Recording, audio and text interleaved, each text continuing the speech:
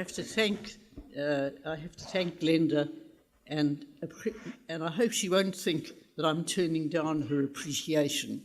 But when you're 95, 96, you won't remember the good things in your life. I keep thinking of Shakespeare, that the evil of their lives lived after them. And by the time you're 95, 96, you remember the problems, the things you did wrong. You remember the people you offended, the patients you neglected, the lectures you bungled, the research you did which nobody cares about. So I'm a bit like that. Now, thank her for the history, but it's not part of my life now. And I'm going to tell you why. For the last few years, I've been living a lot with my younger daughter in a community in Pennsylvania. It's a very spiritual community. They're spiritual, they're influenced by an Indian sage who died a few years ago, and they've built a mosque there, and there's a little room near the mosque. So when I'm living with Ruth, I go for a walk each day. So I walk into the one little bungalow they have. Well, you wouldn't call it a bungalow in Pennsylvania, but that's what it is to me.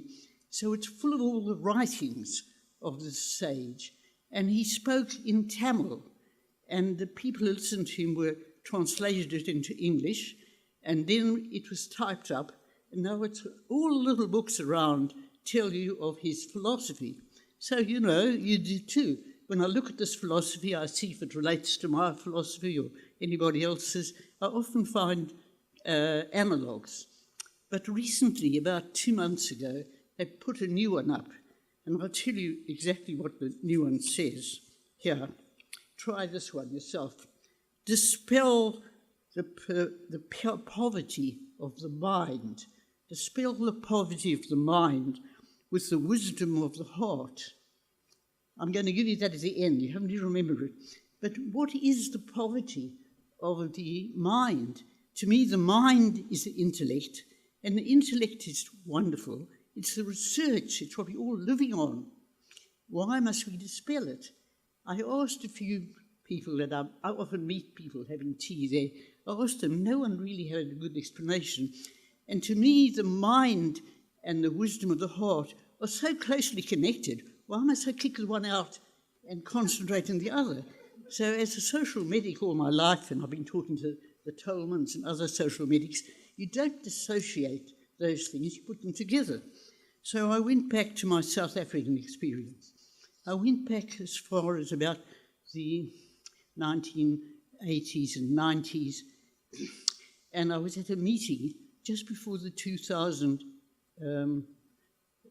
wonderful AIDS meeting. There was a meeting which the President and the Ministry of Health had in Pretoria.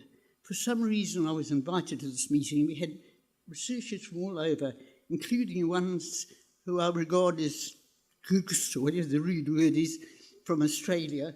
And the meeting was to support, I think, that we mustn't believe in AIDS in South Africa, because that was the current opinion of the government, the President and the Ministry of Health, and that was murdering all of us. And I took to that meeting some papers which I'd had before, which I have to see if Debbie is here, that Bradshaw and Dorrington had done life tables. I don't know if these things have survived, like many researchers haven't, but they did life tables of people in the post-Mandela births, and these life tables were a tragedy written in numbers. They showed us that young women in South Africa were dying. They were dying like you should die when you're 80 and 90. The deaths, the type of death was years before it should have been, and they showed these data, really. I used to lecture these data as showing what AIDS was doing in South Africa. And the President said, how do you know it's AIDS? And the Ministry of Health also said, it's not AIDS, it's garlic or something.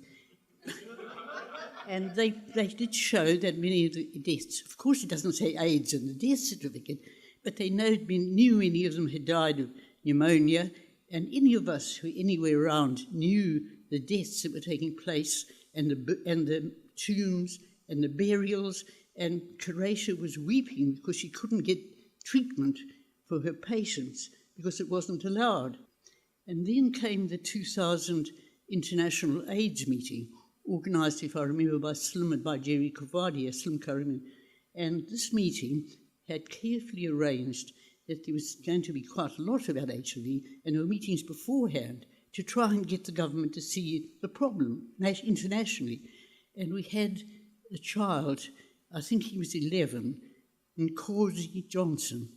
He had been adopted by Johnson because his mother had died of AIDS, and he had AIDS. And this young fellow made a marvellous speech about how he wasn't allowed in a school, and then they got him into a school, and he knew he had AIDS. And the audience was visibly moved by Nkozi's presentation. 2 minutes after came the president, and he ignored it. And they seemed not to believe, even then, that AIDS was a problem and was killing South Africans. Well, I said to myself, that's what the sage, the Indian sage, means about the poverty of the mind. It was poverty of the mind that they weren't understanding that these stigmatized groups, like the women who were prostitutes and who needed to go to sex work in order to get money to feed their children, they shouldn't be a stigmatized group. So I went to the second paragraph, the wisdom of the heart. He wanted the poverty of the mind to be given place to the wisdom of the heart. Well, at that time, Slim was back at the MRC here. I think we worked out it was about 1992. And Slim asked Mervyn and I to come and visit the MRC and give him ideas about an AIDS program, you remember? And we thought about it. And on the way back from that trip, we broke our journey and we went to the hospital at Soweto, which used to be called Barrow in my day, but it's now Chris Harney. And we knew there was good work done there about children and pregnancies. So we went to the children's ward. And I tell you, the children's ward was a place of love and hope and respect. And they had women's help groups were meeting in the pediatric section, and they were carrying their medicine of respect and courage and hope. There was no science. We didn't know how to treat them. There was basically no prevention, but there was spirit and humanity. And these same women's groups who understood the problem of why they were getting AIDS were going out into Soweto and following the same kind of, you might say, hope. On the way back, it was being inspired by a young doctor who we suspected was recently graduated. It was the spirit which we didn't meet anywhere else. On the way back in the plane, we called this not wisdom of the heart, we called it humanity, a humanity in the approach. And I'm not sure if I should tell you, the name of the young doctor was Dr. Glenda Gray. And we hadn't met her before. So we went back and wrote this up in our book. And now I want to tell you how I've rewritten that.